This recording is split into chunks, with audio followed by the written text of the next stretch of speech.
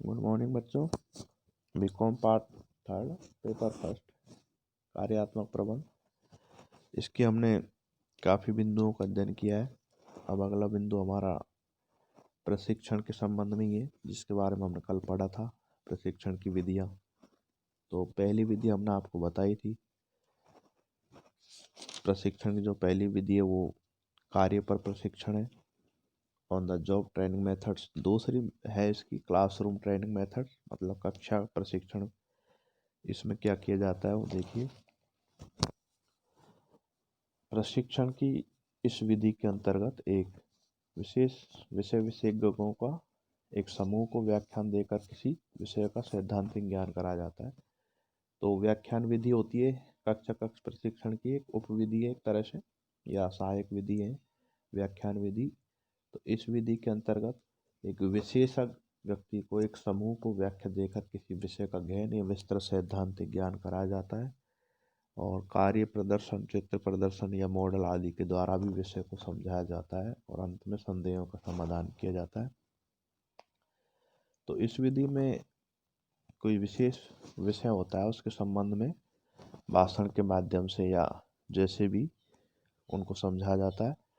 और किसी समूह के बीच में कोई संदेह उत्पन्न होता है तो वो बाद में जो व्याख्यान खत्म हो जाता है उसके बाद में वो उस संबंध में विस्तृत चर्चा कर सकते हैं या प्रश्न पूछ सकते हैं। यह विधि एक बड़े समूह को कम से कम समूह में विस्तृत सूचना और सैद्धांतिक पहलुओं की जानकारी देने के लिए काफ़ी लाभदायी है। जैसे कि बहुत से लोग हैं और समय कम है, तो सूचना ज़्यादा है, तो उनको एक साथ बिठा के उनको संबोधित करते हैं और उनको उस सब विषय के संबंध में सैद्धांतिक जानकारी दी जाती है। दूसरा है इसी का सम्मेलन विधि। सम्मेलन विधि वह विधि है जिसमें सामूहिक विचार विमर्श के द्वारा सूचनाओं तथा विचारों का आदान प्रदान किया जाता है। इसका उद्देश्य एक समूह के ज्ञान एवं अनुभव से सबको लाभान्वित करना होता है। इसमें विभिन्न विषयों पर आपसी विचार विमर्श के द्वारा सीखने पर बल दिया जाता है। इस विधि में सामूहिक रूप से विचार विमर्श होता है, सूचना और विचार या तथ्यों का आदान प्रदान होता है, और इसका मूल उद्देश्य यही है कि समूह के द्वारा अपने ज्ञान और अनुभवों का आपस में आदान प्रदान करके लाभान्वित हो। इसमें विभिन्न विषयों पर आपसी विचार विमर्श भी किया जाता है, जिससे कि कोई विशेष रूप से महत्वपूर्ण निष्कर्ष निकल के आए सबके विचारों के द्वारा। सम्मेलन में भाग लेने वाले प्रशिक्षणार्थी अपने विचारों के ज्ञान एवं दृष्टिकोण को प्रकट करने के लिए स्वतंत्र होते हैं। इससे प्रशिक्षणार्थी केवल सुनने वाले नहीं होते, बल्कि विचार विमर्श के सक्रिय रूप से भाग से लेते हैं। सम्मेलन विधि में केवल ऐसा नहीं कि सम्मेलन किया और उसमें केवल सुनने के लिए बुलाए गए, उसमें अपने विचार विमर्श भी रखे जाते हैं, जिससे कि सभी की स्वीकृति भाव सामने आए।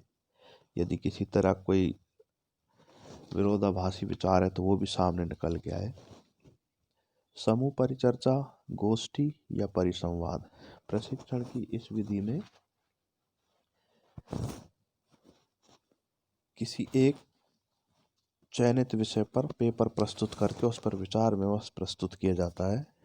पेपर एक या एक से अधिक प्रशिक्षणार्थियों के द्वारा तैयार किया जाता है।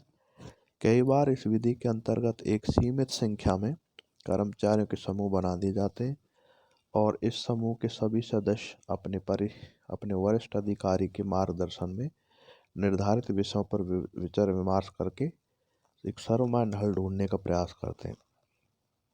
तो जहाँ सामान्य समस्या होती है वहाँ इसी तरह की विधियों को अपनाया जाता है।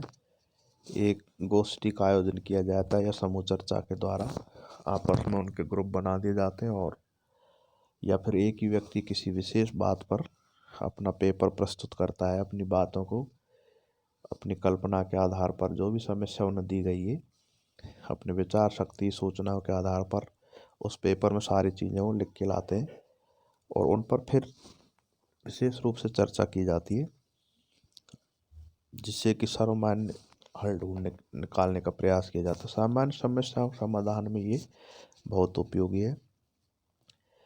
अगली है समस्या अध्ययन विधि। प्रशिक्षण की कक्षा प्रशिक्षण विधि की इस विधि में समूह बनाकर एक वास्तविक या काल्पनिक व्यावसायिक समस्या या स्थिति को रखकर उस पर विचार विमर्श किया जाता है।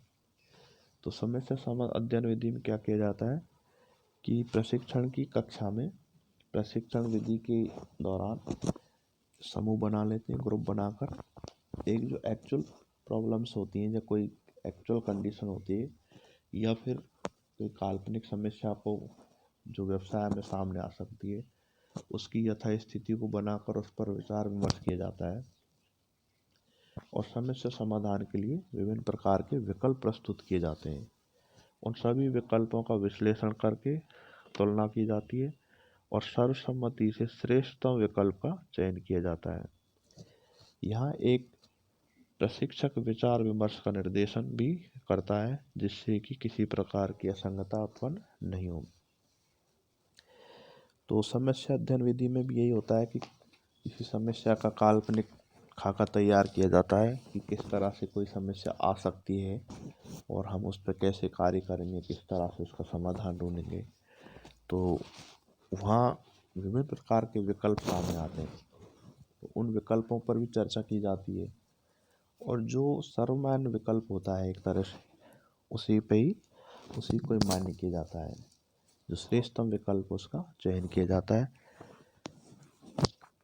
तो सर्वमान्य विकल्प के चयन के संबंध में इस प्रशिक्षण कार्य में भी एक प्रशिक्षित प्रशिक्षक होता है जो विभिन्न प्रकार के दिशा निर्देश प्रदान करता है। दिशा निर्देश इसलिए आवश्यक है क्योंकि कोई किसी प्रकार की असंगतता या विरोधाभास उत्पन्न न हो या किसी तरह का कोई विचार छूट न जाए, तो उसके दिशा निर्देशन में ये कार्य चलता है।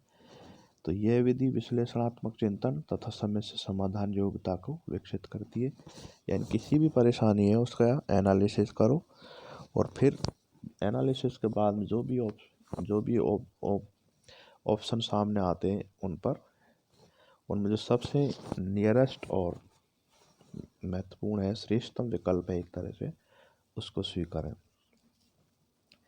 इस विधि का उपयोग अधिकतर प्रबंधक, कानून, चिकित्सा और लेखा शास्त्र के पेशेवर संस्थानों तथा उद्योगों में पर्यवेक्षकों और प्रबंधकों को प्रशिक्षित करने के लिए किया जाता है। इस तरह का जो विधि अपनाई जाती है समस्या, ये मध्यम या उच्च स्तरीय टेक्निकल, मैनेजमेंट, लॉ या मेडिकल लाइन या अकाउंट्स, इस तरह के जो प्रोफेशनल कोर्सेज हैं उनके लिए इसका उपयोग किया जाता है। अगला बिंदु है भूमि निर्वाह विधि। ये कक्षा कक्ष प्रशिक्षण विधि की भूमि निर्वाह विधि है।